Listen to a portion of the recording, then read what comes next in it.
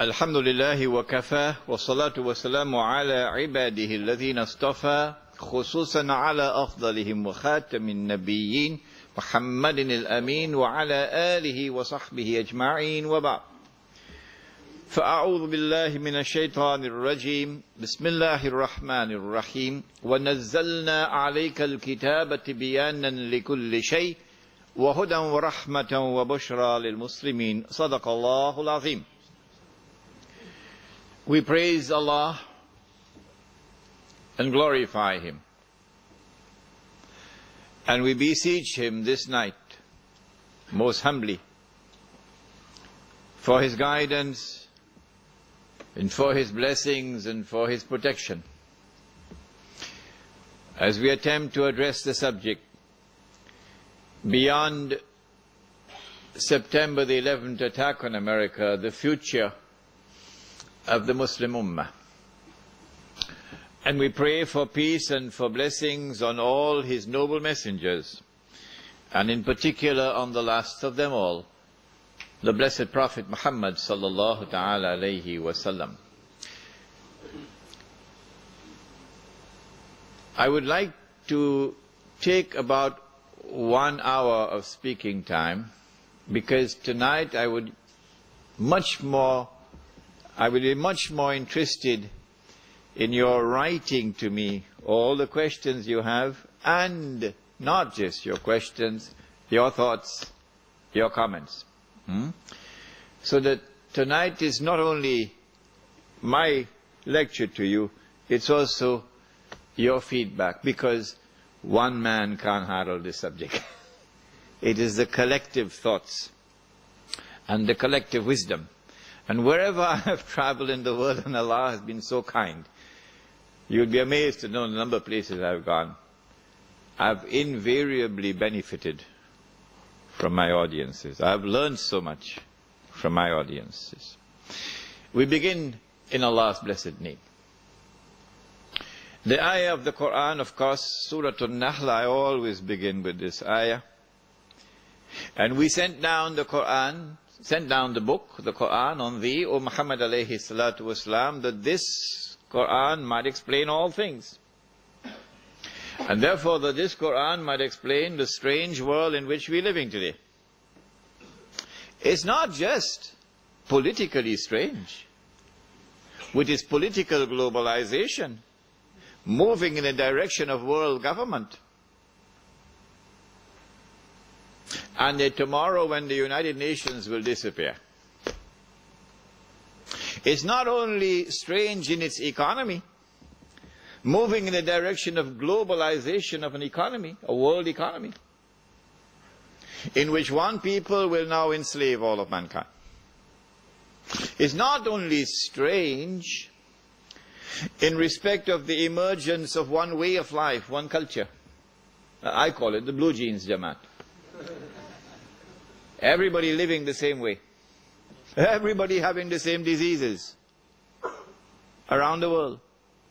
Being born the same way, being dying the same way, being buried the same way, around the world. It's not only strange in terms of what is happening to mankind, but what is happening to the environment, the earth. Around the world. The same thing, which is why they had that conference in what used to be called Johannesburg, now it's Igoli. Gauteng. The Johannesburg World Summit. But in addition to this, there's also something else strange happening.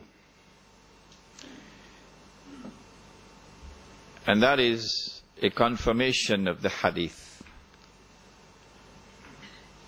The Prophet said, sallallahu ta'ala alayhi wasallam, and you take this hadith home with you tonight, as you ponder the issues. He said, sallallahu ta'ala alayhi wasallam, بدأ الإسلام غريبا وسيعود غريبا. When Islam began, it was something strange and therefore different from everything else in the world. And Islam will one day return to that state of being something strange and different from everything else in the world. And we are now living in that age in which Islam, not part-time Islam, no, we're talking about the Islam of Muhammad sallallahu ta'ala alayhi wa sallam, that Islam.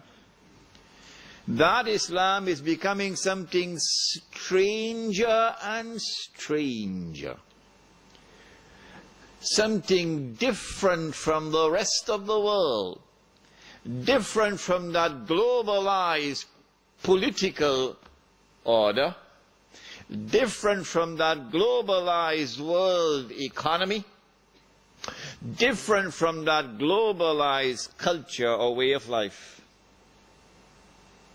Like a square peg in a round hole. But not for Islamic modernism. I don't know whether you ever met it. A strange creature called Islamic modernism. It was it was alive and very well healthy in Malaysia. Until a great axe fell upon it a few years ago. I warned them, but they wouldn't listen to me. Islamic modernism, of which my teacher, Maulana Dr. Muhammad Fadlur Rahman Ansari Rahimahullah, warned. And his book is downstairs. The best book on Islam, in my opinion, ever written in the English language, is his 2-volume work, The Quranic Foundations and Structure of Muslim Society. My teacher, of blessed memory, is downstairs. Islamic modernism, an attempt to reinterpret the religion, to subject Islam to a progressive interpretation so that it can fit in with the modern world, so that America can sit down and have dinner with Islam. So in the United States, while I was there, I saw this strange version of American Islam emerging from a large section of the African American Muslim community. An American version of Islam that America would be comfortable with and sit down and have dinner with this Islam.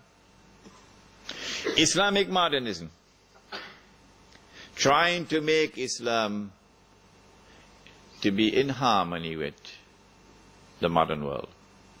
But the Islam of Muhammad sallallahu ta'ala alayhi wa sallam is today becoming what it was at the time when it emerged. Something gharib, something strange, something different. Having said that, I don't need to deliver the rest of the lecture, because you now can understand the analysis which follows. And there are many opinions that you now have to discard and throw it into the garbage bin. When once you hold on to this hadith of the Prophet Muhammad alayhi salatu wasalam. On September the 11th, the United States was attacked. We know from eyewitnesses that there were 2 aircrafts which struck at the Twin Towers in Lower Manhattan. And it could be that the aircrafts themselves caused the buildings to collapse. It could also be they got some help from some dynamite and so on planting before. We know from eyewitnesses that there was a 3rd aircraft which crashed in Pennsylvania. And no less an authority than the White House itself confirmed that aircraft, the plan was for that aircraft to target Air Force One and to target the White House. And we have unconfirmed reports because no one saw, and there was no evidence on the ground. Absolutely astonishing, isn't it? A huge aircraft slams into a building and there is no evidence that the aircraft ever existed. The Pentagon. America was attacked on September the 11th in circumstances which were absolutely suspicious. Who attacked America on September the 11th? And we have said that there is a massive cover-up on the part of the Bush administration.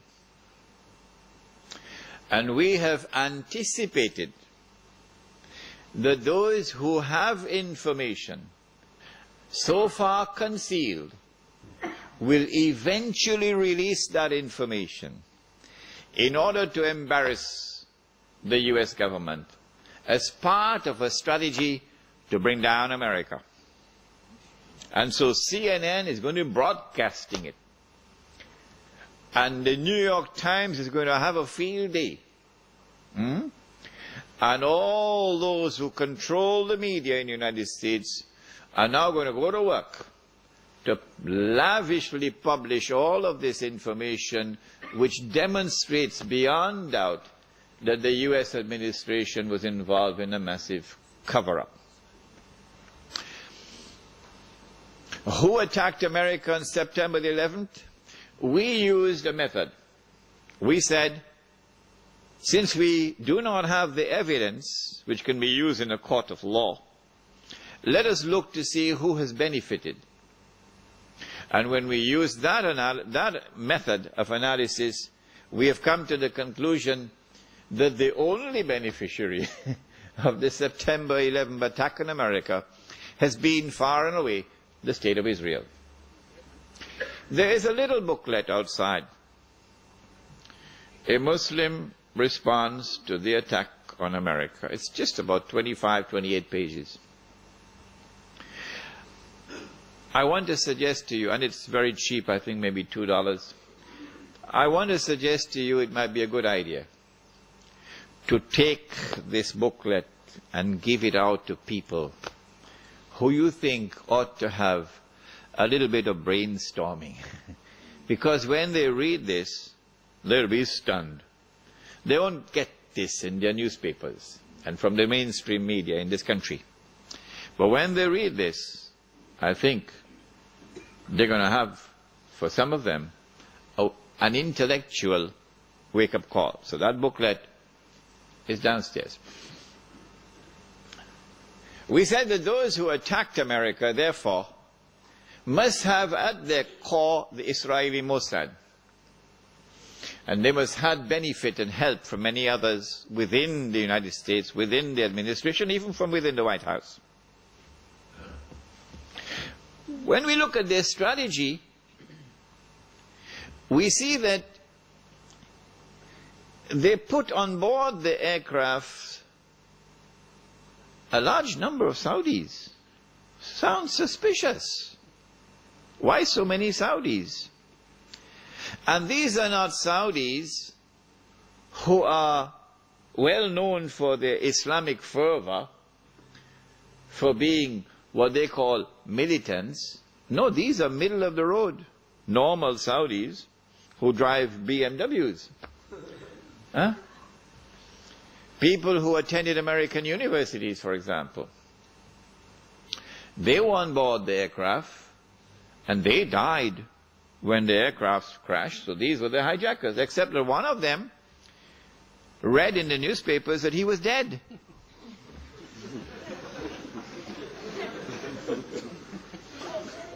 So he went to the Saudi government and he said to the Saudi government, "It seems to me as though I'm alive."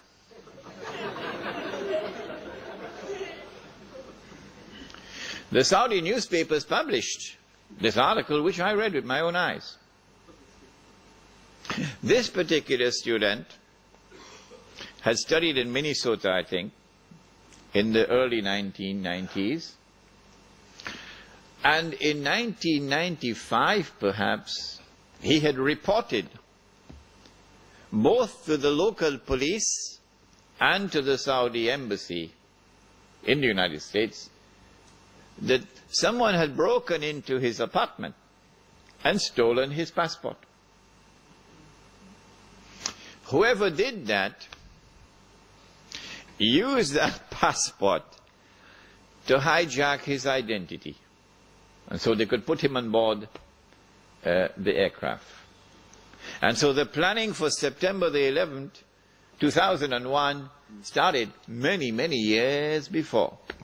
Which reminds me, I must tell you that when I arrived in New York in April 1991, through Allah's leave and kindness, within a matter of 6 months in New York, I had already been pushed to a very high-profile position, very well known in the entire New York metropolitan area. And then in November 91, when I had gone to the State University of New York in Stony Brook,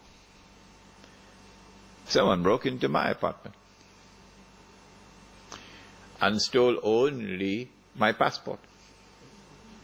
That's all. So if ever you get the news that Imran Hussein blew up the moon,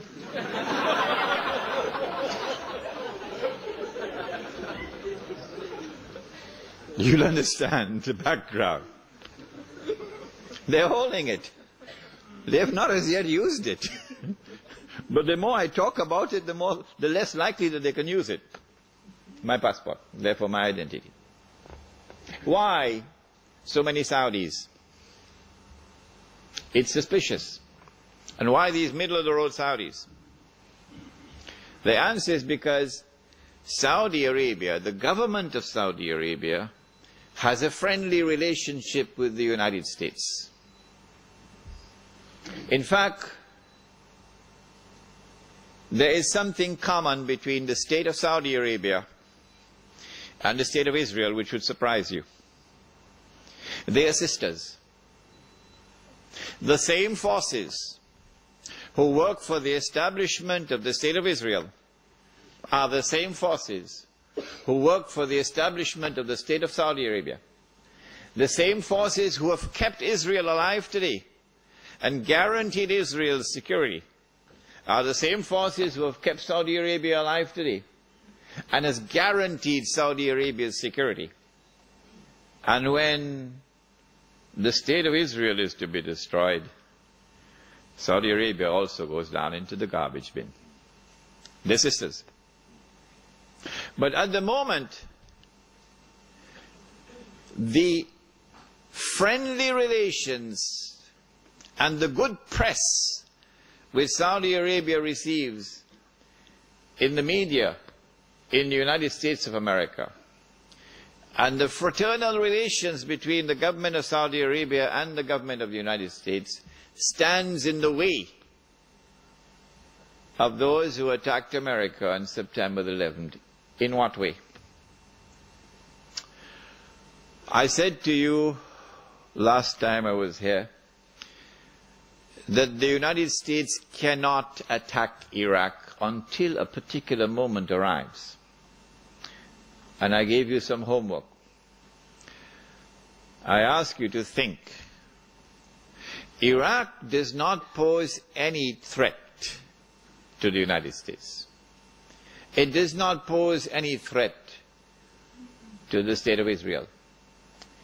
The Israelis have to be digging and digging and digging for a strategy to be able to make Iraq look threatening. So now they're coming up with all kind of fancy theories about biological weapons and weapons of mass destruction and so on.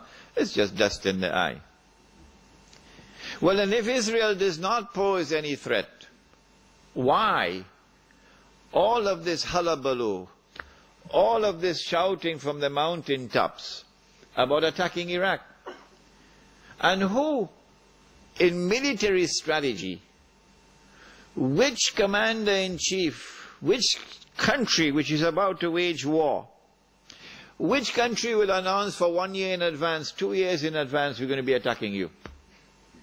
And then publish in the newspapers all kinds of alternative strategies, how to attack. It sounds suspicious. Sounds like the attack on Iraq is not for military purposes. Sounds like the attack on Iraq is for political purposes, so that political dividends might accrue from it. What are those political dividends? That is at the heart of the beginning of my talk tonight.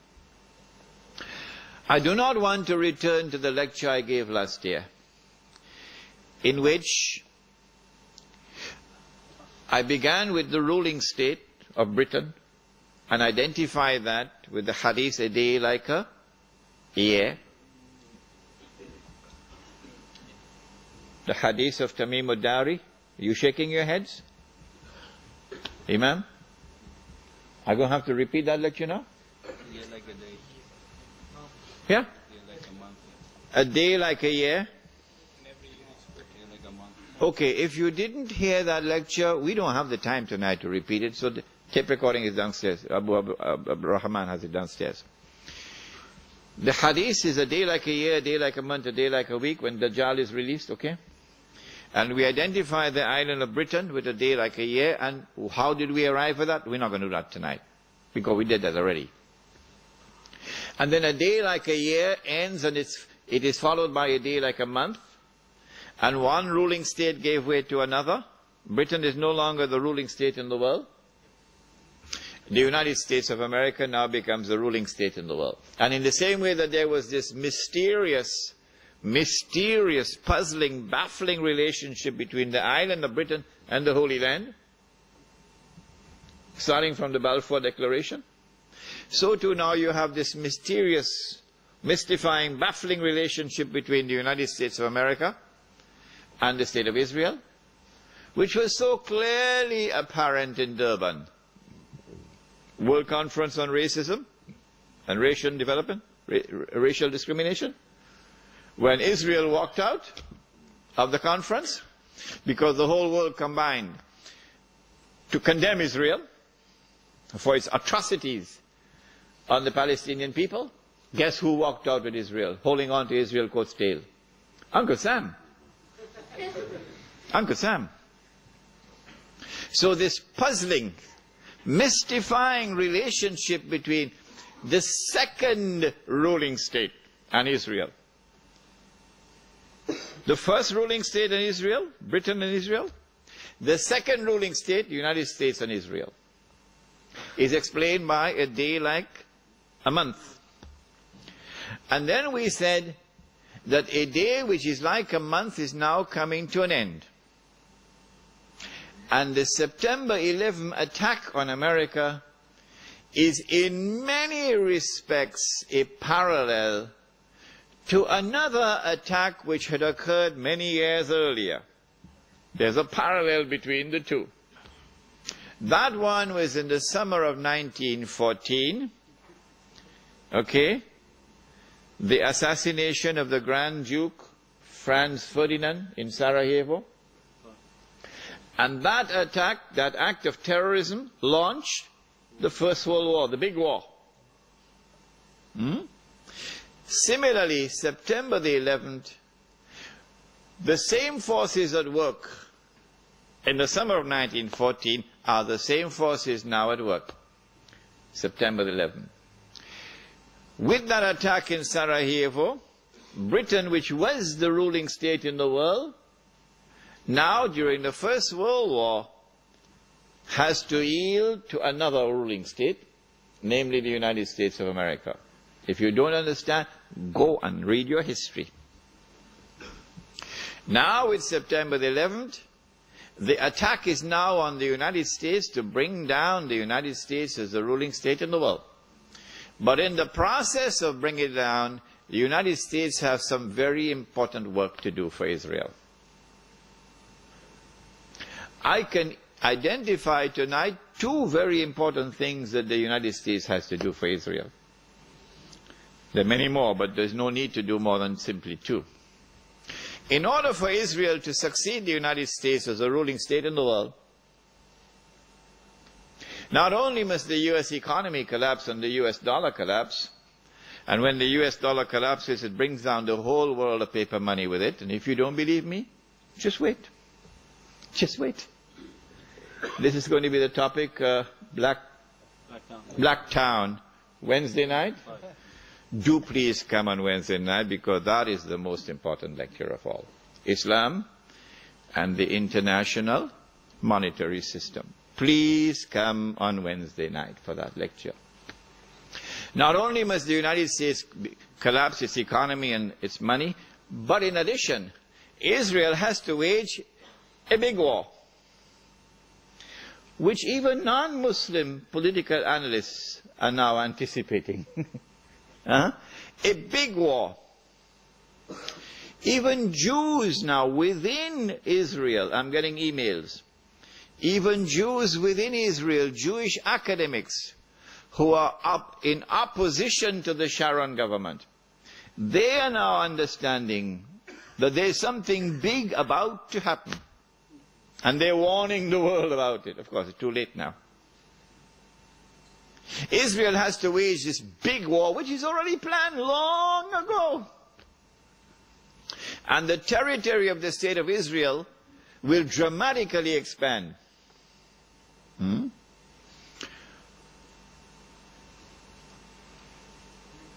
And the Palestinian problem will be solved because they'll be exported out. That is the massive human rights crime that the Israeli academics are now anticipating and warning the world about. But in addition, in order for Israel to become the ruling state in the world, not only must she take control of all of this territory, she must also control the oil of the Middle East.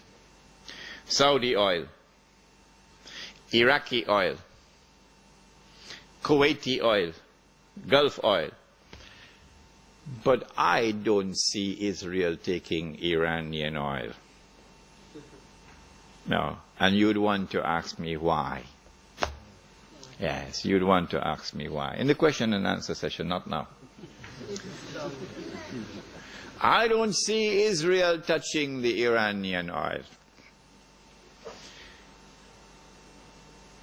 Now that's going to be a very, very important event in world affairs.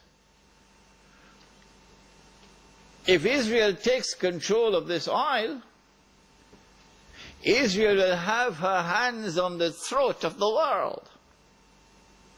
Not so much Britain and the United States, because Britain has North Sea oil. The United States has a lot of oil, sufficient to meet its domestic consumption. And so who is going to have Israel at their throats? The answer, Europe, Japan, and the rest of the world dependent upon Middle East oil, but particularly Europe and Japan. Which is why at this moment you will notice a lot of strange noises coming out of Europe in hostility to the United States. Because the Europeans are beginning to open their eyes and now beginning to slowly understand what we knew all along. Yes. This is why the German minister made a statement concerning Mr. Bush and acting in a way like Hitler acted. It's not by accident. But Israel has a PhD in deception. Because it's Dajjal at the back of this, the mastermind. And Israel would not want to wage a big war and appear to the world naked, clearly, as an aggressor. No, that's not deception. Israel has to wage her big war and make it appear as though she was only defending herself. The only Muslim I know of who has had the capacity to be able to penetrate the deception that has been going on all these years, the only one I know of, was a man who never went to Al-Azhar University. No, he wasn't a sheikh. His name was Malcolm X. He's the only man I know of who had that eyes wish to see and could clearly recognize the strategy and the deception. Read Malcolm X. How is Israel going to launch this big war and yet get away from being perceived by the whole of humanity as the aggressor, blatant aggression. You have to come with a good strategy. The strategy is this. Ariel Sharon goes into Masjid al-Aqsa with 1,000 Israeli military with him, with their shoes on, with the full knowledge that this calculated act of extreme provocation must have a response, a fiery response. And as the flames of the new intifada emerge, you must keep it burning by committing upon the Palestinian people more and more atrocities that drive them into a greater and greater rage. This is planning. This is strategy. This is not happening by accident. As Israel unleashes this barbaric oppression upon the Palestinian people, you must have a television station which you plant amongst them, which will cover this, that your Egyptian television would not cover, and your Jordanian government would not allow on Jordanian television, so you create something called Al Jazeera. And the Arab masses believe Al Jazeera is their station. This is the only place in the world we can get authentic information, Al Jazeera. So Al Jazeera is now used to portray all the atrocities. And so around the Arab world, the masses only have to tune into Al Jazeera, and they know what's happening. And so the Arab masses become more and more angry, more and more enraged. And guess who begins to tremble now? The governments which are pro-American. The governments which have entered into peace treaties with Israel.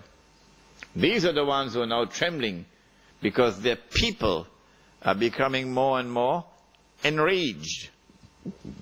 So Mubarak in Egypt and Saudi Arabia, I don't know, is Fahad or Abdullah, and Abdullah in Jordan, and Sheikh Sabah in Kuwait, etc. Israel has to judge the temperature on the ground in the Arab world. And because Israel has a strategic military alliance with the United States of America, it is when Israel judges the temperature to be hot enough, only then will Israel give the go-ahead to the United States to attack Iraq. Only then. And you have to inform the whole world in advance that you're going to attack Iraq. So the masses must be expecting it. Why? So that when the United States attacks Iraq, you would have the kind of spontaneous outburst from the Arab masses that you want. That they will take to the streets in massive demonstrations. The kind which brought down Zulfikar Ali Bhutto in Pakistan. The kind which brought down His Imperial Majesty, the King of Kings. Which one? Shahin Shah, the King of Kings. They tested this formula. They tested this formula because they were actively involved in all that drama in Iran. Oh yes. Without in any way being uncharitable or lessening in any way my appreciation and my respect and the honor which I have for those who led the Iranian Revolution. I have to admit that in addition to their sincere efforts and their struggle against the oppression of the Shah, that there were also others at work to help them without their even knowing it. So they have finessed this methodology of how to bring the masses out onto the streets. And this is what is about to occur. As the masses go out onto the streets, the ones who are going to be targeted are the pro-American regimes in the Arab world. The objective? To get one or more of these regimes to fall through massive demonstrations, anti-American and anti-Israeli demonstrations. Which one is likely to fall first? Let me stop. Come on. Huh? Jordan is correct. Jordan is correct. Which is why Abdullah has his bags packed already.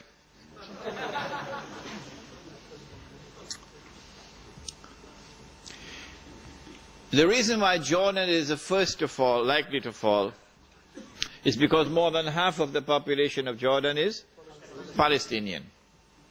And because Jordan shares a border with Israel.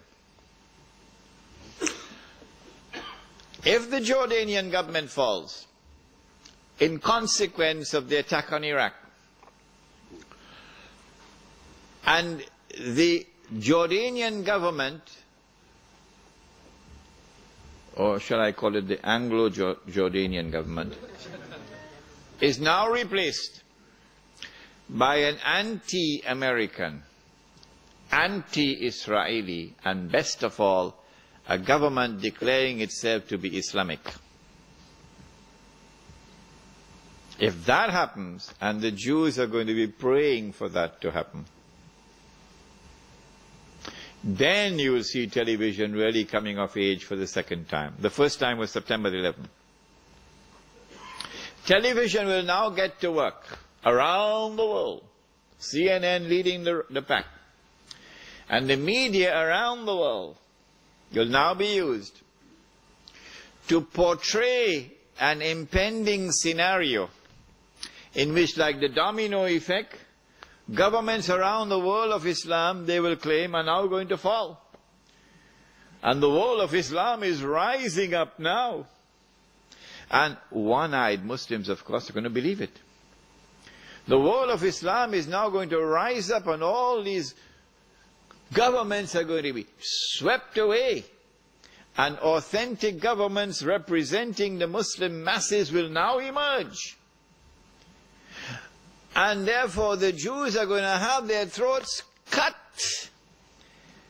This is going to be the most dangerous moment in the entire life of the world of Jews. The media will portray it. If we don't do something, we will all be slaughtered by these Muslim fanatics. Yeah? I tell you, this will be drama worthy of Hollywood when it comes. Huh? They must be hating me now for revealing their secrets. It is in this scenario that Israel will say, we have to do something. If we just sit here and do nothing, the state of Israel will be destroyed and the Jews will all be slaughtered. What can we do? They call it a preemptive strike. A preemptive strike. But it won't be a preemptive strike. It will be the most dazzling display of the magnificent application of state-of-the-art military technology that will leave even Uncle Sam in the backyard. A war like Uncle Sam has never seen and could never wage. That is what Israel is going to wage. Do they have the technology? I believe they have technology that even Uncle Sam doesn't have.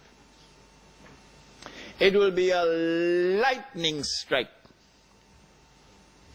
Israel has to put on this magnificent display of military power and state-of-the-art technology beyond anything else that the world has ever known, in order for Israel to impress upon mankind the validity of its credentials that is now going to become the new ruling state in the world.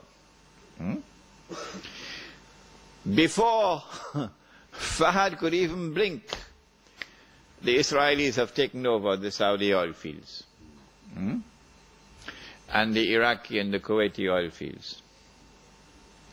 The United States, of course, will make some noise, and Britain will make some noise, but will they send troops? No, of course not. The United Nations Security Council is now going to be used by the rest of the world, particularly Uncle Europe, and Uncle Japan, and the rest of the world. They will take the United Nations and seek to use the United Nations now to do something about this. Collective action to force Israel to withdraw. Because if Israel does not withdraw, Europe is going to be choked. Japan is going to be choked. And as the United Nations is now being used for the first time in its history, an attempt is being made to use the United Nations effectively by the rest of the world, I anticipate that the United States Congress, the Senate, and the House of Representatives will now pass resolutions forcing the U.S. government to withdraw from the United Nations. And as soon as the United States withdraws from the United Nations can no longer sit down in New York, pack up, and move. So in the same way that the League of Nations collapsed, the United Nations now collapses. The United Nations cannot be relocated anywhere else. No. Because the United States is the ruling state in the world. The League of Nations collapsed because the United States was not in the League of Nations. That's why the League of Nations collapsed. And so the United Nations cannot be relocated anywhere. No, it can't take it to Geneva. It's not going to work. And so Israel gets to hold on to the fruits of her naked aggression. And Israel takes control of the oil of the Middle East. It may be that it will be that moment when the US dollar collapses, but more of this in my lecture on Islam and the international monetary system, and you would be amazed. We say we follow the Quran, but we lie. We lie. We say that we follow Muhammad alayhi salatu wasalam, but we lie. We lie when you attend our lecture on Islam and the international monetary system. When Israel becomes the ruling state in the world, then Israel will rule the world for a day which is like a week. If you doubt me, and you doubt my method of analysis, I say no problem. Just wait. Just wait. It is at that time that oppression of the true followers of Muhammad alayhi salatu wasalam will really begin. The part-time Muslims, of course, will be attacked now and then for purposes of psychological intimidation. So they put their tail between their legs and go back home and watch TV. But the full-time Muslims are going to be attacked and targeted. And they'll know you from your bank account. That's all. Your bank account will tell them everything they want to tell. The Prophet said, alayhi salatu wasalam, about this oppression, that a man would pass by a grave and roll on the grave and say, I wish I were in the grave rather than the dead man. Not because of religious reasons, but because of biting, relentless oppression. So if you are comfortable in Sydney, and you think that things are going to continue as it is, and you'll get away from the storm, the war on Islam that's going on now, And yet you can remain as a good Muslim. You're living in dreamland. Because the war on Islam is going to intensify like nothing you've ever seen before. What you've had so far is only an introduction to the war on Islam. The war on Islam has been going on for more than 1,000 years. Not since September the 11th. Wake up. The Crusades were part of the war on Islam. The same people who launched the Crusades are the same people who dismantled the Ottoman Islamic Empire, are the same people who destroyed the Caliphate, which is my lecture for tomorrow night, Imam al-Mahdi and the return of the Khilafah. It is the same people who today created the State of Israel and control the State of Israel. It is the same people who are going to be ruling the world, the European, who was first dressed up as a Christian and is then dressed up as a Jew. After Israel has ruled the world, of course, for a day which is like a week, at the end of that period of time, what's going to happen to the water in the Sea of Galilee? We dry up. It is only when the water in the Sea of Galilee is dried up, it is at that time, according to the ahadith in Sahih Muslim, you can go and check it out, my book is downstairs, Jerusalem in the Quran, go read it. It is at that time that you can expect the Son of Mary to return. So when I said, I expect it to be 50 years from now, about 50 years. And when I put into the record for your tape records, for those who listen to this lecture when I'm dead and gone, when I said, I can be wrong. And some people still have objections to his saying that he expects the Son of Mary to be coming back in about 50 years from now. Okay, I'll change it. All I have to say is I expect the Sea of Galilee to be dried up in about 50 years from now. Huh? That's all I have to say. The same thing. Because the Son of Mary will return when the Sea of Galilee is dried up. So if they have objections to that, all I have to say, well, I expect the Sea of Galilee to dry up, 50 years, and they'll be happy with that.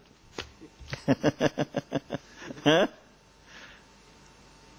It is at that time that Dajjal will now enter into a day which is like our day, and therefore he'll be in our dimension of time.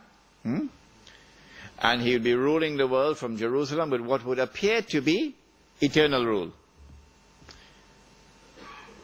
It is at that time that the Imam will emerge from Medina, hurrying to Mecca, which is our lecture for tomorrow night. It is at that time that the Son of Mary will come down, and the Son of Mary will have his hands on the wings of two angels. It is at that time that the true Messiah will kill the false Messiah. When I lecture on Jerusalem in the Quran at Lakemba on Monday the 7th, inshallah, we go over the subject again, but in greater detail than I did over here. So that lecture is going to be 2.5 hours, inshallah. It is at that time that the true Messiah will kill the false Messiah. It is at that time that Gog and Magog will be destroyed. It is at that time that the army will come from Khurasan, and no one will be able to stop that army until it reaches Jerusalem. Hadith of Sunan of Tirmizi, Sahih Hadith.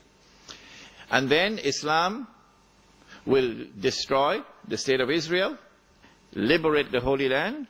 It is at that time the hadith which is in Sahih Bukhari and Sahih Muslim. If you want to check the credentials of any of your Muslim leaders in Australia, check them out. Can we trust this man?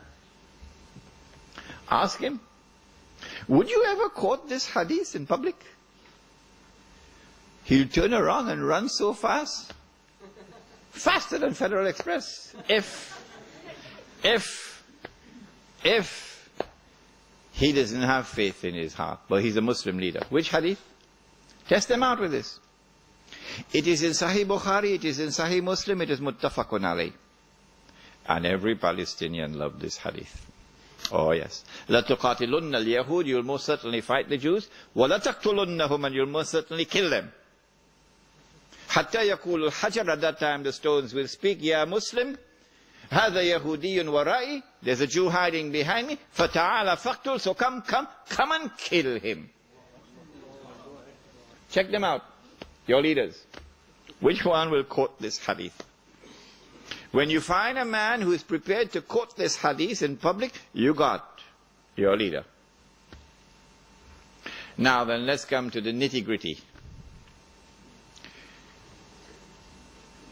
What is the future of the Ummah during this interim period?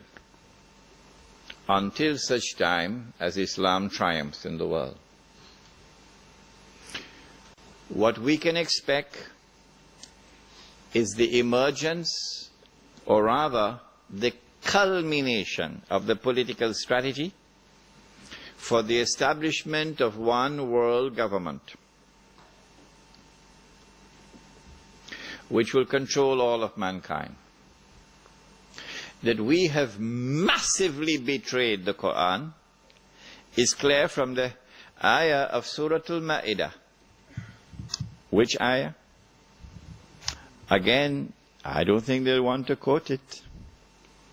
He says, Subhanahu wa ta'ala, بعد أعوذ بالله من الشيطان الرجيم, يا أيها الذين آمنوا لا تتخذوا اليهود والنصارى أولياء بعضهم أولياء بعض وَمَنْ يَتَوَلَّهُمْ مِنْكُمْ فَإِنَّهُ مِنْهُمْ إِنَّ اللَّهَ لَا يَهْدِي الْقَوْمَ الظَّالِمِينَ.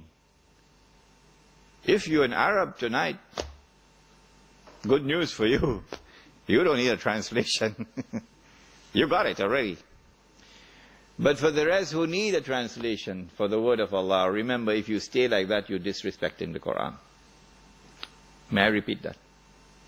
If you remain like this, that you do not know what I have just said, because you couldn't understand it, if you remain like this, you are disrespecting the Quran, and you'll pay a price for it. O you who believe, do not turn to Jews and to Christians for that relationship in which they become your awliya, a relationship in which you depend upon them for your protection, and you are now subservient to them, like an alliance. Do not do that. Of course, Liaquat Ali Khan didn't read the Quran properly when he made his famous trip to the United States and handed over Pakistan as a client state to the United States. Many years later, they tried to erase it with a book called Friends, Not Master, but too late. Too late. Do not turn to the Jews and Christians for that kind of a relationship where you are now subservient to them, and they are your bosses and offer you their protection. Don't do that, says Allah. بَعْضُهُمْ أَوْلِيَاءُ بَعْضٍ. They are protecting friends of each other. وَمَنْ يَتَوَلَّهُمْ مِنْكُمْ وَمَنْ يَتَوَلَّهُمْ مِنْكُمْ. Whosoever from amongst you turn to the world of Jews and Christians for that kind of a relationship, accept it, submit to it, فَإِنَّهُ مِنْهُمْ. You have left the ummah of Muhammad sallallahu ta'ala alayhi wa sallam. You're just whistling in the wind now. You have left the ummah of Muhammad alayhi salatu wasalam. If you think you are still in the ummah, you're just whistling in the wind. فَإِنَّهُ مِنْهُمْ إِنَّ اللَّهَ لَا يَهْدِي الْقَوْمَ الظَّالِمِينَ. Surely Allah will not provide guidance for a people who commit such an atrocious act of wrongdoing. This is the political landscape of world government, in which you will no longer be citizens of Australia and Bangladesh, but you will now be citizens of the world, governed by a world government. which obviously will eventually be the Jews. What kind of a relationship do the Jews have with us? Does Allah speak about this in the Quran? When they have political control over all of us, what will be our fate? He says in the Quran, take this ayah as well and use it as a test. Will they quote it? Your leaders. لَتَجِدَنَّ أَشَدَّ النَّاسِ عَدَاوَةً لِلَّذِينَ آمَنُوا الْيَهُودِ إِلَى آخِرِ الْآيَةِ. This is the word of Allah, not Imran Hussein. They can't arrest me for this. You had to arrest Allah. But they can't arrest Allah. لَتَجِدَنَّ, you will surely find, time and again, أَشَدَّ النَّاسِ عَدَاوَةً لِلَّذِينَ آمَنُوا الْيَهُودِ إِلَى آخِرِ الْآيَةِ. That those who will have in their hearts the greatest hatred and enmity and hostility for you will be the Jews. So now your most dangerous enemy in the world is in charge of you. What a pity. What a future for the Muslim Ummah coming up now. That is the political landscape. What about the economic landscape? What happens when paper money collapses, disappears? Of course, Mufti is either sleeping or eating halwa. Because Mufti has not as yet declared that this paper money is haram. We pray that one Mufti might stop eating halwa and take a look at the paper money, inshallah. Ameen. When the world international monetary system collapses and it is replaced by the new monetary system that you're going to hear about tomorrow night, inshallah, not only would the Jews, your worst and bitterest enemy, now have political control over you, they will have economic and monetary control over you. And you'll be frightened when you hear tomorrow night's lecture. And so it's political slavery and economic slavery coming up for us. In addition, these next 50 years, if you have a beard, that's it. You're going to be targeted, hounded like a dog. If you refuse to dress like them, and you want to dress in a manner which identifies you as a Muslim, they're coming after you.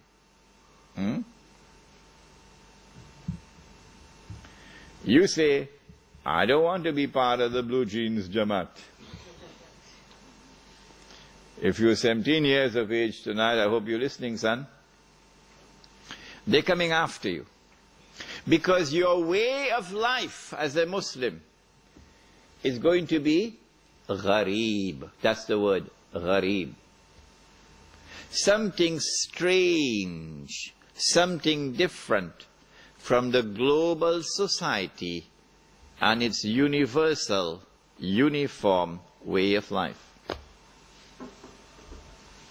And so life is going to become increasingly difficult these next 50 years. You lose your job because you refuse to take a drink of whiskey. I was interviewed by the government of Trinidad and Tobago for the post of a foreign service officer in the Ministry of Foreign Affairs. In many parts of the world, this is a diplomatic job. This is the best job you can get. You're in the elite. They said to me in the interview, Mr. Hussein, we know that you're a Muslim. And we know that you Muslims do not drink fire water. But when you are appointed as a foreign service officer, and you are posted abroad in a diplomatic mission, the government will provide you with a home in which to live. And you will be required, for fulfilling your job, you'll be required to keep alcohol in your home. And Mr. Hussein, we have something more to say to you. You would be required to serve alcohol at your table. Remember, Mr. Hussein, we're not asking you to drink this stuff. We're just asking you to serve it and to keep it in your home. So I told them to get lost.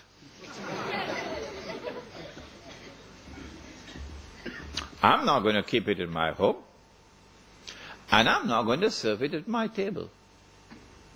So they responded, I got the job, but they never posted me abroad.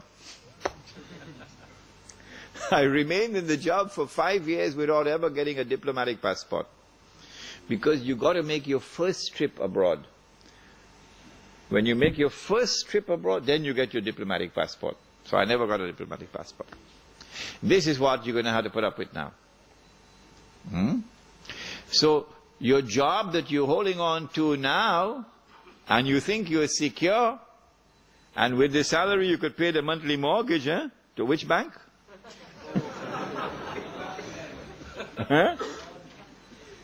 And you have this lovely car in a nice suburb of Sydney, and you praise the Lord for the good life. Remember, if you wish to be sincere to Islam, you're going to lose your job. What are you going to do when you lose your job? Because you do not want to betray Allah and His Messenger. What are you going to do when your wife is being subjected to abuse on the streets because she's in hijab? And I have to say this one, I can't avoid it. He said, sallallahu ta'ala alayhi wa sallam, one of the signs of the last day is that people will be having sexual intercourse in public like donkeys. And the most honorable man of that time will be one who passes by and sees this couple having sexual relations in public. And he says to the man, can't you at least take her behind the wall? The signs are very plain and clear, and none of you can deny it tonight that we are well on our way to that day. I met someone in Kuala Lumpur belonging to the Naqshbandi Sufi order. And this man said to me, he said, Sheikh, that's not tomorrow. I've already seen that. I have seen that on a street of Tokyo in Japan. I saw with my own eyes people having sex in public like donkeys. Okay? This man is in Tokyo. If they're not doing it on the street now, like donkeys, they're doing it in other places. But it's going to come onto the streets. My question to you is, what are you going to do? When you're in political slavery, when you're in economic slavery, when you're part of a global society now which is demonizing you, you're losing your jobs, your wife is being abused, and now your children have to see these things before their eyes, what are you going to do? My answer is, if you're comfortable with that, you can stay in downtown Sydney. But if you're not comfortable with it, then you'll be interested in the rest of the lecture. Surah Al-Kahf of the Quran responds and tells us, وَإِذِ اعْتَزَلْتُمُوهُمْ وَمَا يَعْبُدُونَ إِلَّا اللَّهَ فَأْوُوا إِلَى الْكَهْفِ يَنْشُرْ لَكُمْ رَبُّكُمْ مِنْ رَحْمَتِهِ وَيُهَيِّئْ لَكُمْ مِنْ أَمْرِكُمْ مِرْفَقًا. You got to disconnect from that godless world. It is only when you disconnect, فَافْرِقْ بَيْنَنَا وَبَيْنَ الْقَوْمِ الْفَاسِقِينَ, the dua of Musa alayhi salam. It is only when you disconnect Only then will Allah's rahmah come upon you. How do we disconnect? Well, you go back to Bangladesh, it's the same Gog and Magog world order. You go Karachi, it's the same like downtown Manhattan. How do you disconnect? The answer is, you got to get out of the godless cities, because the world of globalization is witnessing the countryside being denuded and the masses moving into the cities, of course, to provide cheap labor. As the masses move into the cities, you now have, for the first time in history, mega cities. 10, 20 million people in a city. So we move in the opposite direction from the rest of mankind. That is hikmah. Allah is impressed now by the Muslim who moves in the opposite direction from the global society. As you disconnect from the godless world and you go out into the open countryside, please don't come at me at the end of the lecture and ask me, are we going to abandon those in the city? Are we going to have da'wah in the city? Do not come with that question at the end of the lecture. Because we are not isolating ourselves. No. In fact, we can do far more da'wah from that village than we can from downtown Sydney. We go and buy land where land is cheap and where there's water, fertile land. 10, 20 years from now, when this audio tape is in the hands of a little 17-year-old who's not even born today as I'm speaking to you, in his heart this fire, this flame will be burning now. I want to go and do it. Go and buy land where land is cheap and where there's water. And you're far enough away from the godless world. The farther you are away, the better it is. And go and establish Allah's deen. Not at the macro level, because that's not possible, but at the micro level, because that is possible. In this Muslim village, you're not going to abandon jihad. Oh no. The Muslim village cannot threaten the state. Absolutely clear. The Muslim village cannot threaten the state. If you start amassing weapons in the Muslim village to take on Canberra, you'll be destroyed. You will be destroyed, you'll be very foolish. And so the Muslim village cannot threaten the state, cannot pose a threat to the state. Does that mean that we're going to sit down and allow them to come and rape our women? No. Every single child born in that Muslim village must be brought up as a warrior. You can't do that in the shopping malls of Sydney. As a warrior. We do not threaten you. No. We are not a people who want war with you. No. But if ever you make the mistake to attack us, and there is no way for us to retreat with safety and protect our women and children, you're going to have a fight on your hands. Because we will fight like you've never seen a human being fight before.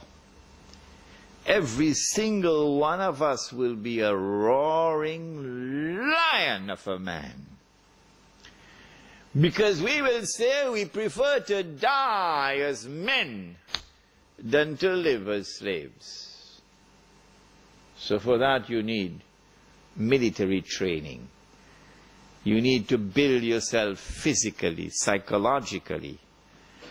At the same time, all of this preparation is not for the purpose of threatening the state or threatening anyone. The Muslim village must be one jama'ah, because that is Islam. So this is not going to be a Deobandi village, or a Tabligh Jamaat village, or a Brelvi village, or a Salafi village, or a Wahhabi village, or a Ahle Hadith village. Come help me with some more names. No. This is a Muslim village. For all full-time Muslims. All. Come, brother. And so the Sufi and the Salafi will live together as brothers in this village. On the condition that it must be paid absolutely plain and clear beyond the shadow of a doubt for all, that insofar as the public life of this village is concerned, please listen carefully, because Al-Arqam movement in Malaysia didn't understand this and they were destroyed. Insofar as the public life of this village is concerned, and insofar as the masjid is concerned, nothing will be allowed unless it is based on the Quran and the universally accepted Sunnah.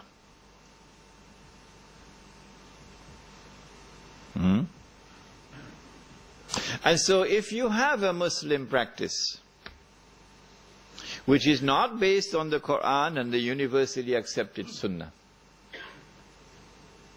and which is manifestly beneficial, like the halaqah of zikr, okay? Take it in your private life. That's all we ask of you. Take it in your private life. Do not bring it in the public life, so that there will be no cause for fitna. If anybody wants to invade into your private life now and shout out bid'ah and haram, we'll throw him out of that village faster than Federal Express. And so now the Sufi and the Salafi, you don't believe me, will live together as brothers in this village. And when they wage jihad, they'll wage jihad side by side. The Muslim village therefore must be one jama'ah and must have one amir.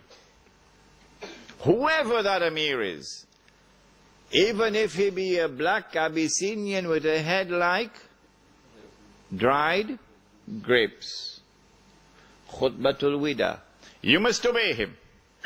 You must obey him on the condition that obedience of the amir does not require disobedience of Allah and His Messenger. You must obey him. If you cannot obey the amir in an order which is just, then goodbye. Go back to Sydney. And now the amir will enforce the deen on the members of the jama'ah. If you commit a sin for which is a public flogging, and you say, I don't want to be flogged, okay, go back Sydney. You can't live amongst us anymore. If you want to live amongst us, then you have to authorize us to give you the public flogging. And so we'll enforce the hudud in the village on those who consent to allow us to enforce it upon them. And those who do not consent, we ask them to leave. The Muslim village will be an island of Islam in a godless world. Your children will now grow up in an atmosphere which is healthy for them, rather than naked people around them in the shopping malls. Can this Muslim village be used for da'wah? Of course it can. I told you I was in South Africa for the last 3 months. And in South Africa, the white and the black still live separately. The white is still rich and getting richer, and the black is still poor and getting poorer, despite a black government. So there is a big explosion that's coming. You don't need a PhD for that. And when the explosion comes, of course, your enemies are going to use their money now to get a particular group to go and attack Muslim businesses and Muslim homes. It happened in Durban already once. How do you respond to this? The answer is you build a Muslim village in which the black and the white and the brown and the yellow all live together as one family. Government of South Africa can't do that. Archbishop Tutu can't do that. Nelson Mandela can't do that. We can do it. Islam can do it. In fact, I have the good news for you tonight, that the project has already started in South Africa. In a place called close to Ladysmith, they got the land already, and they've earmarked this land for the Muslim village, and they've already started to put African families who have entered into Islam onto that land. I told them, if you have any problems in getting white Muslims, let me know. We get you some from Bosnia. When you have white and black and brown and yellow living together as one family, isn't that da'wah? Much more powerful da'wah than all the gush that you perform and all the 5-star masajid that you build. This is da'wah, South Africa, if you're listening. Because I saw a lot of strange things in South Africa. But I didn't see real da'wah so far in South Africa. No. The black man in the Muslim village is no longer poor. And he didn't get out of his poverty through charity. Well, then how did he get out of his poverty? Brothers, this is da'wah. This is tabligh. He got out of his poverty because, number one, we established a free and a fair market in the Muslim village, which does not exist anywhere in the world. A free and a fair market because no borrowing and lending of money on interest, number one. And number two, money which is sunnah money. You never heard about that before in your life. Sunnah money. That's my lecture tomorrow night, inshallah. And thirdly, we said, if you plant, you reap. You don't plant, you don't reap. Because Allah said so in the Quran. But nobody ever translated it like this. If you plant, you reap. If you don't plant, you can't reap. Where did he say that? MashaAllah, correct. وَأَلَيْسَ لِلْإِنسَانِ إِلَّا مَا سَعَى. This is the translation. You plant, you reap. You don't plant, you can't reap. But banks are not planting. The bank manager is playing tennis. Banks are not planting, but banks are reaping more than anybody else. But Allah says if you didn't plant, you can't reap. Well, then how come banks are reaping when they didn't plant? Answer is simple. They're reaping what others are planting. Yeah, but Louis Farrakhan doesn't know that. No, he doesn't know that. They're reaping what others are planting. They're living off the sweat of the masses. They're sucking the blood of the masses. They're blood suckers.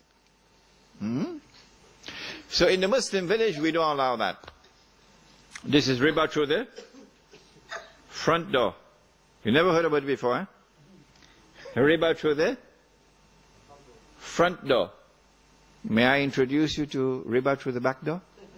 Will you allow me? What you do is, you establish something called, a curious thing called the Islamic Bank. I don't know whether you've ever heard about it. No comments. You establish a curious thing called an Islamic Bank. And the Islamic Bank now lends money on interest, but disguises it as a sale. And if you disagree with me, the platform is yours. The platform is yours, brother. I'm ready anytime you are. Lend money on interest, but disguise it as a sale. That's backdoor riba. And it stinks. It's worse than riba through the front door. Because it traps those pious Muslims who want to stay away from haram. They are the ones who are attacked. This is deception at its worst. But we're not the first, The Jews did it before us. But they don't know that. And the Prophet said, we'll follow them step by step. He said that even if they go down into a lizard's hole, you'll go down into the lizard's hole. That's where the Islamic Bank is. Down in the lizard's hole. But we'll explain this in greater detail tomorrow, if we have the freedom to speak tomorrow. Inshallah. And so in the Islamic village, in the Muslim village, if you're a black man and you plant, you reap. And Allah subhanahu wa ta'ala can give whatever He wants to give. And if you're a white man and you don't plant, you ain't going to reap. Not in our village. So goodbye, white South Africa that was engaged in racial discrimination against the people. And so the black man in the Muslim village is no longer poor. And he didn't get out of poverty through charity. No, he worked for it. You know what kind of dawah is involved here? Black South Africa, 20 million of them will now raise their hands to the heavens. And they say, praise the Lord, that Islam has finally arrived in this country. So don't tell me anything about isolationism and not doing any da'wah, because this is better da'wah than anything you've done before. This is da'wah. You want to preach the truth? Establish it. Establish it before you preach it. So that when you preach the truth, you can invite people, come and take a look at it. This is Islam. In this Muslim village, therefore, we establish Islam. And if we are firm on the Quran and Sunnah, remember that. You must not step out of the Quran and Sunnah by 1 inch. Not even 1 inch. Then Allah will protect you. Yes. He is fa'alul lima yurid. When Allah protects you, then none can harm you. وَمَن يَتَّقِ اللَّهَ يَجْعَلْ لَهُ مَخْرَجٍ وَيَرْزُقْهُ مِنْ حَيْثُ لَا يَحْتَسِبُ وَمَن يَتَوَكَّلْ عَلَى اللَّهِ فَهُوَ حَسْبُهُ إِلَى آخِرِ الْآيَةِ. This is the future of the Muslim Ummah. It doesn't matter whether you're in Lebanon or you're in Australia. It is the countryside you must head for and build the Muslim village for the next 50 years so that you can survive the storm while all the rest of mankind are going down the river of no return. Let me end by using an analogy. They built a 5-star masjid. Yeah, I saw it. 15 million rands. And they think they've accomplished something great. But they're voting in the elections. And they're so blind they can't see backdoor riba. They're on board the ship. Yeah, the masjid is full, subhanallah. They are on board the ship. And they do not know that the ship is sinking. Pity them. The ship is sinking. And you build a 5-star masjid on board the ship. When you come to our Muslim village, you're not going to see a 5-star masjid. You will see a thatch roof. And you'll see simple mud walls or so. A simple structure of the masjid. That ship is sinking. No one can prevent it from sinking. That is the hadith about 999 out of every 1,000. The Muslim Ummah can have a future only if it gets off that ship. So long as you remain on board that ship, no matter how many salat you perform, you must sink with the ship. But if you get off that ship, you will now be following Muhammad alayhi salatu wasalam. We pray that Allah subhanahu wa ta'ala may bless all those who now faithfully follow the Quran and the Sunnah, regardless of the price they have to pay. رَبَّنَا تَقَبَّلْ مِنَّا إِنَّكَ أَنْتَ السَّمِيعُ الْعَلِيمُ وَتُبْ عَلَيْنَا يَا مَوْلَانَا إِنَّكَ أَنْتَ التَّوَّابُ الرَّحِيمُ بِرَحْمَتِكَ يَا أَرْحَمَ الرَّاحِمِينَ. Ameen. Let me at the beginning make it abundantly plain and clear that I hold the leaders of the Iranian Revolution with respect. I honor them. And I consider those who gave their lives, who died in the struggle to liberate Iran from the oppressive rule of the Shah, to be people who have died in Allah's way. I pray for Allah's mercy upon them, blessings for them. Let me make it clear that the world of Islam have allowed the Shia to perform the Hajj for 1400 years. No regime in control of the Hijaz, no regime in the control of the Hijaz, to the best of my knowledge, in these 1400 years, have ever prevented the Shia from performing the Hajj on the grounds that they were not Muslims. It is therefore, I think, a little bit late in the day for some fatwa to be issued that the Shia are kuffar. So I recognize the Shia of Iran as Muslims. Having said that, my honor and respect for those who led the Iranian Revolution and those who fought in the Iranian Revolution, my admiration for them. And having spoken about my recognition of them as Muslims, let me now say that anyone who declares of Abu Bakr Siddiq radiallahu ta'ala anhu that he is a usurper is misguided.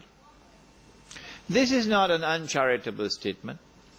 This is not a declaration of any war. It's just a factual statement. And when you compound that by declaring that Umar radiallahu ta'ala anhu was a usurper, you're misguided.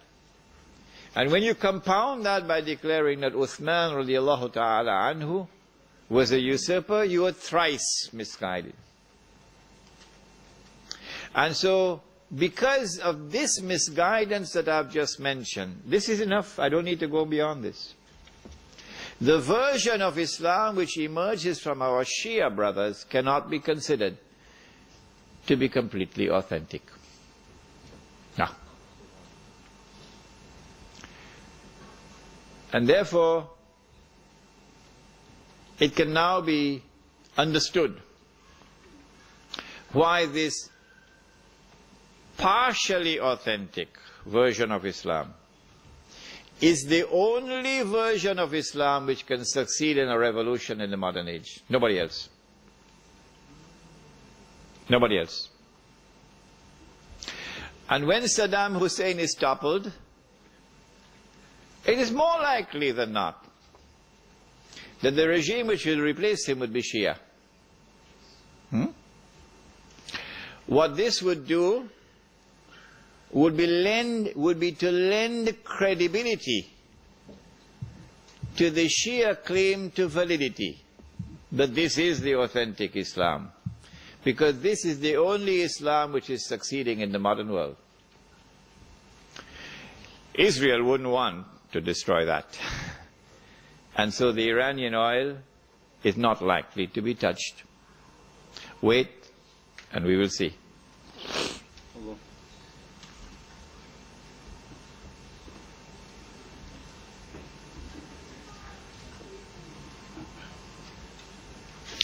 Okay, I just answered this question. You spoke about the forces behind WW2 being the same forces manipulating the Iranian Revolution. I just answered this. Why will Iran not be attacked? I just answered this.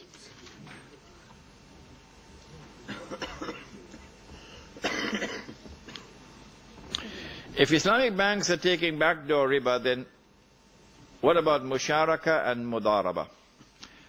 Musharaka is halal, it's called partnership. Mudaraba is halal, I have money, but I don't have business expertise and business acumen. You have a business, okay? So I invest my money in your business, but I'm not running the business, you're running it. If the business makes a profit, I get a share, but it'll be less than musharaka. If the business suffers a loss, I share in the loss. This is mudaraba, and this is how a stock market, actually, stock market operates. But this must be a stock market which is free from riba. That stock market is actually the system of mudaraba at the level of a system. What kind of economic activities will there be in the village? Number one, the production of food. I think I spoke about this previously. And this will be the best food which will fetch the highest price, because organically produced food. Whatever surplus production we have, because the village will only consume the food it produces. We ain't eating no supermarket food, not for Sydney. Okay? The village will consume only the food which it produces. And the reason for this is because of Suratul Kahf. The Suratul Kahf, where the young men were woken up after 300 years, and naturally you'll feel hungry after 300 years, and they sent one of their young men to buy some food, and they said, فَلْيَنْظُرْ أَيُّهَا أَذْكَى طَعَامٍ. So go search for that food which is purest, indicating that food in the age of Dajjal is going to be corrupted. That's it today. So surplus production of food will be marketed. We get an income from that. Secondly, the village must have industry. In Indonesia, for example, we'd want to concentrate on batik, because the Indonesians have a natural talent for artistry. Batik. Where industry needs energy, where are we going to get the energy from? Where are we going to get the energy from? Are we going to depend on the government for energy? Hydro. Suratul Kahf answers and points to nature. Points to nature. Go to nature for energy. In Suratul Kahf, which one of nature is pointed out to? Solar energy. وَنُقَلِّبُهُمْ ذَاتَ الْيَمِينِ وَذَاتَ الشِّمَالِ. How is this affected? They're being turned to the left and to the right. How? وَتَرَى الشَّمْسَ إِذَا طَلَعَتْ تَزَاوَرُ عَنْ كَهْفِهِمْ ذَاتَ الْيَمِينِ وَإِذَا غَرَبَتْ تَخْرِدُهُمْ ذَاتَ الشِّمَالِ وَهُمْ فِي فَجْوَةٍ مِّنْهُ. When the sunshine enters in the morning, the sunshine enters in the evening, but in the daytime sunshine does not enter. And the bodies are rolling to the left and the right. Obviously this is attraction to sunlight. What is this called in science? Attraction to sunlight. Photo? Not photosynthesis. You've got to go back to your physics book. Phototropism. And now the sunshine is transformed into energy. What is this called? Photosynthesis. And so Suratul Kahf is pointing to nature as a source of energy. In this case, solar energy. So that you achieve energy independence. You have water independence, you have energy independence. We will want to have industries in the village, because we do not want a village in which all our men folk in the morning they go to work to Sydney, and in the evening they're coming back home. This is not a Muslim village, it's a hotel. We want a Muslim village in which Salatul Jummah and the Masjid, Salatul Dhuhr and the Masjid is full. Salatul Asr and the Masjid is full. So for that we've got to provide means of livelihood, sustenance within the village. So the village will have its own economy. And there will be those present here tonight who will be able to do a better job than I can in working out that economy.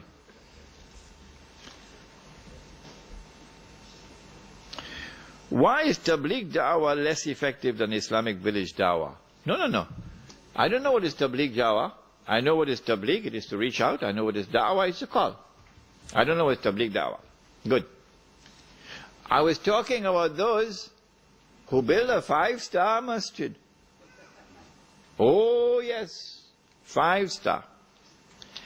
And calling the people to the masjid. And the masjid is full. But they don't know they built the masjid on a ship that is sinking. And the ship is sinking and they don't know it. And when the ship sinks, they will sink with it. And they're calling people to Islam while the ship is sinking. Real da'wah must emerge from a people who are people who understand the world. Using Islam to understand the world. And using Islam to respond to the world. That is da'wah, and I gave you the example of how the Muslim village would impact upon the black masses.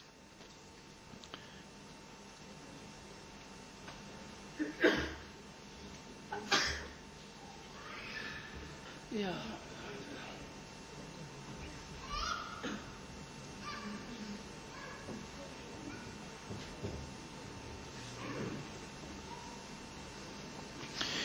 America and Britain are all capitalist states. Policies built upon interests. Regarding Israel, it has always been a tool of the capitalist state. It derives its legitimacy and strength from these states. Israel and Jews are cowards. How can Israel take on the Muslims? Isn't it the US, with its build-up of troops, that is preparing to take on the Muslims? My answer is, wait and see. Wait and see. I have used the hadith to describe a reality in which one ruling state is about to give way to another. So my analysis comes out of the hadith. This analysis comes out of political analysis using normal tools of political analysis. I think this would be a valid analysis for someone using normal tools of political analysis. But someone using the Quran and Sunnah would understand that this is not correct.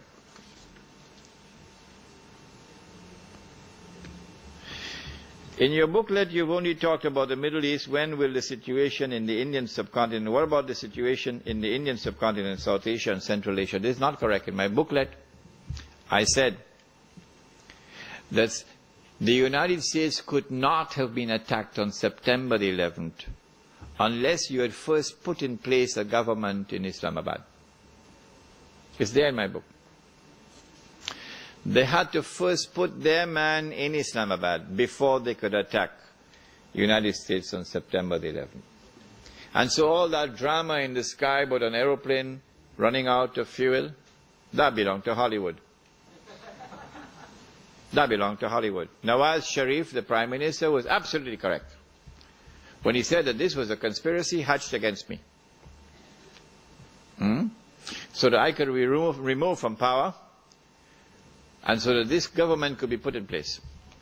No elected government of Pakistan could ever have consented to the United States using the territory of Pakistan to attack Afghanistan. That is suicide. No government would have done that.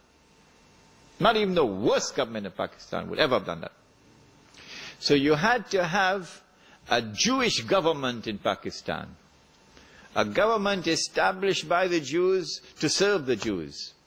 Only then you could have had a government in Pakistan that would allow the United States to use the territory of Pakistan to attack Afghanistan. So don't say that I did not speak about the subcontinent. What role will Iran play in the upcoming rising from Khorasan? This is tomorrow's lecture. No, yeah, tomorrow is Imam al-Mahdi? Yep. Yeah, tomorrow.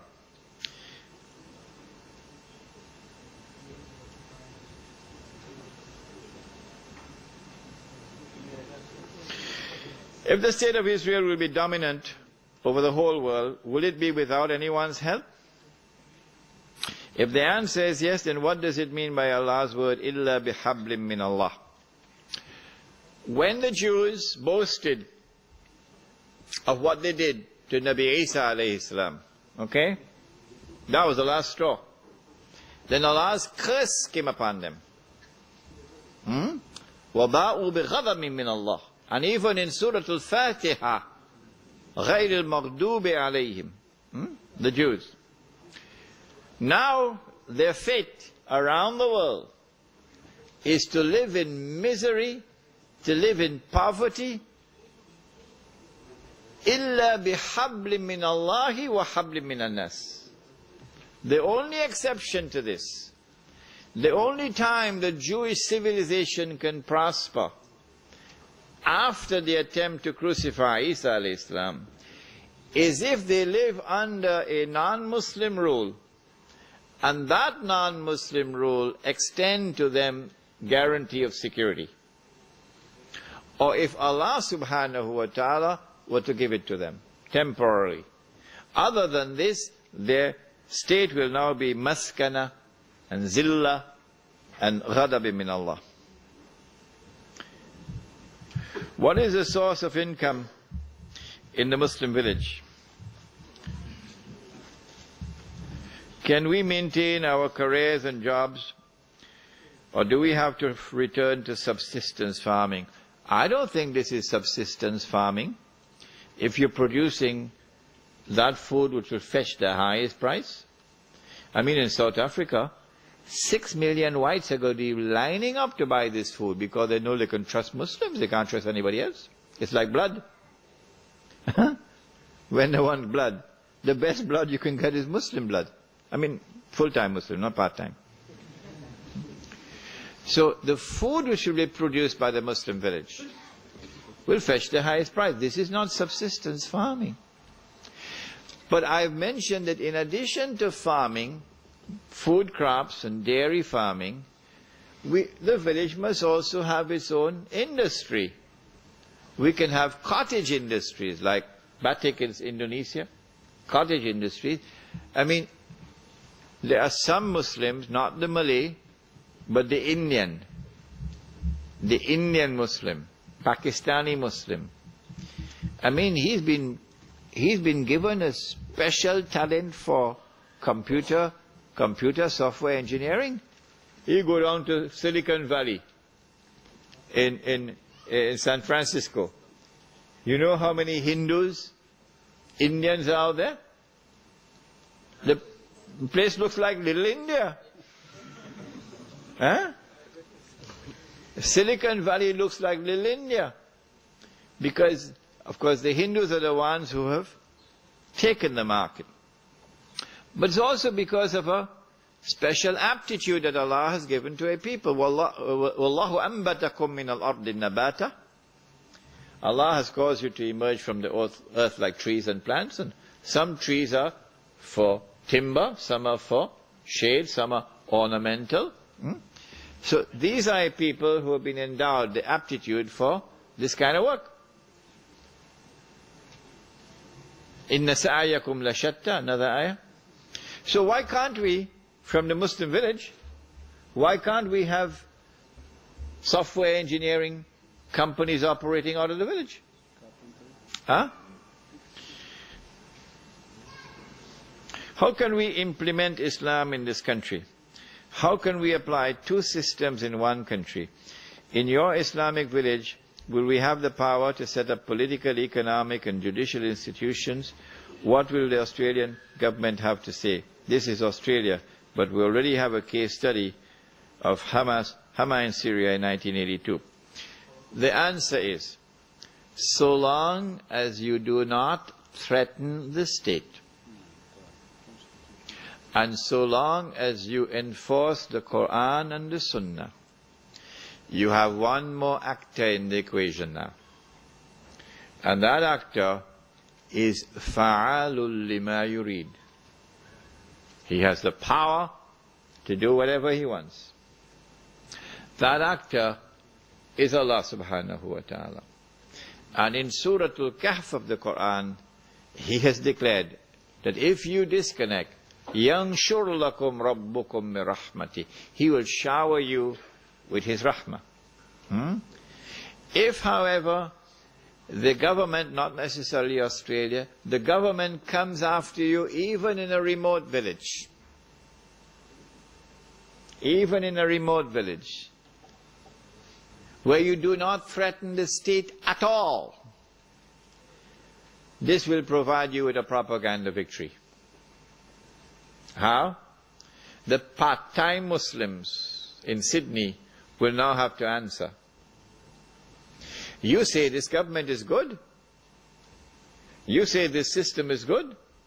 You say there is no need for us to part from it. Now give us an answer. We never pose a threat to anyone at all. We're small, we're not big. We're far away. And yet they came against us. Is this not wickedness? So in the process of doing that, they will hand us a propaganda victory. If we are allowed to retreat, what we do, we go find another place. You know the experience of squatters? Squatting? You move them from one place, they go somewhere else. Squatting. So this is a Muslim village. And if in a particular territory there is no space, nowhere at all where a Muslim can live as a Muslim, still you're not allowed to throw in the towel and join them and become part of the melting pot. Why? Because when the angels are taking you into the hellfire, the angels are going to pause. Surah An-Nisa. And the angels are going to ask, Fima kuntum. What happened? How did you end up in this mess? That we're taking you into the hellfire. And then you're going to reply with, we had no alternative. There was nowhere to go. Kunna mustada'afina fil ard. Guess what the angels reply and say? Alam takun ardullahi wasi'a fatuhajiru fiha. Was Allah's earth not wide that you could have packed your suitcase and go search somewhere on Allah's earth where you could remain faithful to Allah? This is going to separate the men from the boys. Yes.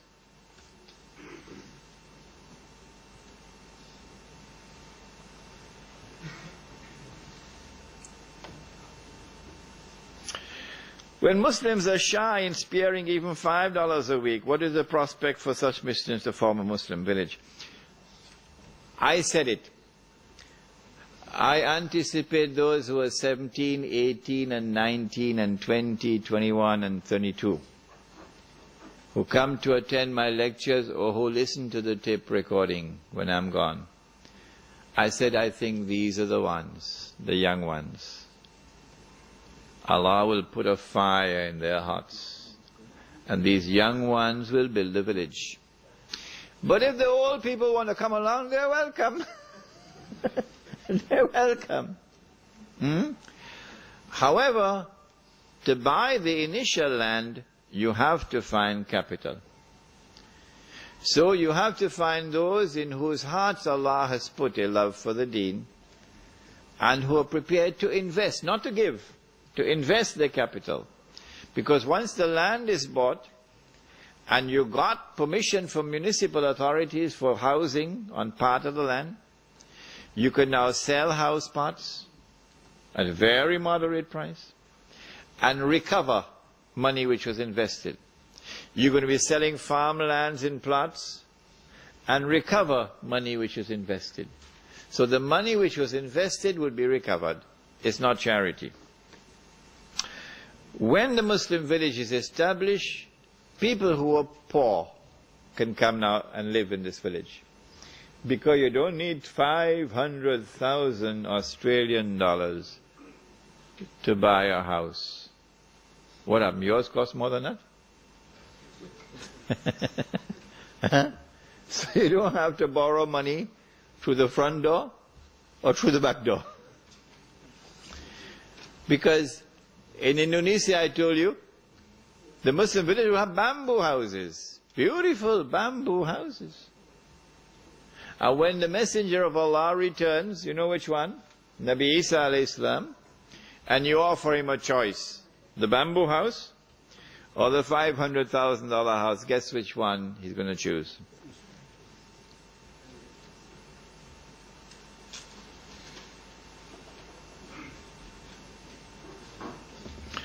Brother, you are talking about a Muslim villa. A Muslim villa? But in Sydney, the majority of Muslims live in Lakemba and Auburn, and these are areas known which is a crime zone in Sydney. How can you overcome the situation? I like this question. You know why? Because in the Muslim village, you can sleep with your windows open. Every single house I went to in South Africa had a big sign, yellow, red, armed response. Every single house. They had electrical wires, electrically wired. So if you touch that wire, you're going on holiday. Inside their house, not outside, inside their house, you have to go through burglar alarms. Inside the house. And then the last one is where they're going to be sleeping. This is what I saw in South Africa. So I said to them, in the Muslim village, you could sleep with your window open. Why? Because the village will have its own collective security. This is private property. No one can enter this city, this village, without our permission. Okay? And we have one entrance into the village. You're going to pass through that entrance. The village will have its patrols. So you're not going to sleep every night. No. Imam will have to spend 1 or 2 nights on patrol. Yeah.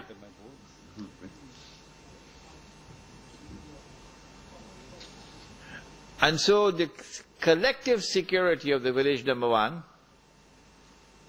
Number two, the village does not have BMWs. It is when you have wealth and you display the wealth that people come after you.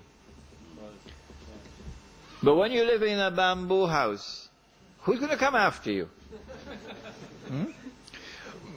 And so you'll have much more security. You drink alcohol in our village, we're going to beat you.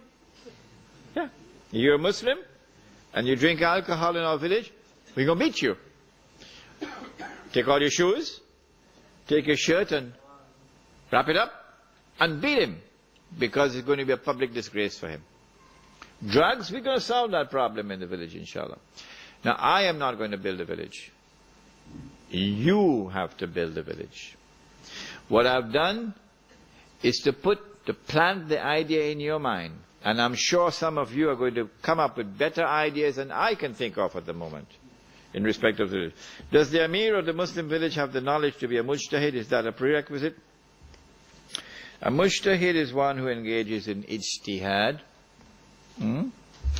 When ijtihad takes place, whoever it is who performs the ijtihad, and now even the President of the United States, even the President of the United States is engaged in ijtihad, and the government of Australia and the government of Singapore, engage in ijtihad because they're giving us new versions of Islam. And they're telling us this is the right Islam. It is when the ijtihad takes place that you now have to examine that ijtihad. And it must gain ijma' of the learned before that ijtihad can be accepted as part of our law. Last question. The talk was very good, but why say that there are no sects in the village?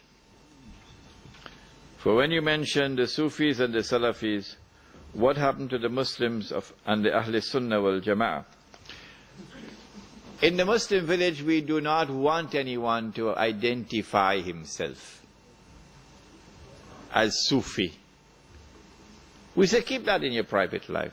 Insofar as the public life is concerned, you don't belong to any sect. Insofar as the public life of the Muslim village is concerned, you're only a Muslim. That's all.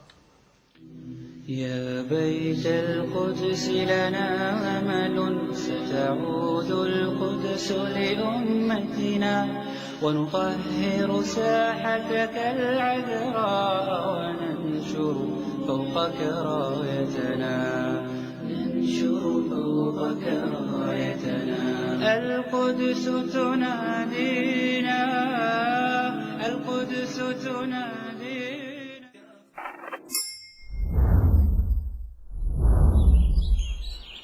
One Islam Productions, an Islamic film studio established in Australia, is dedicated to producing films for all Muslims.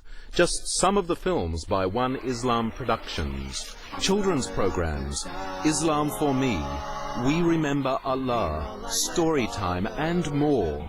Educational films, Pray as You Have Seen Me Pray, Words, Ramadan, Renewal of Faith. Documentaries. We at One Islam Productions believe that Islam is precious and deserves to be presented in only the highest quality. Visit us at www.oneislam.net for more information. One Islam Productions, a film production company run by Muslims for Muslims.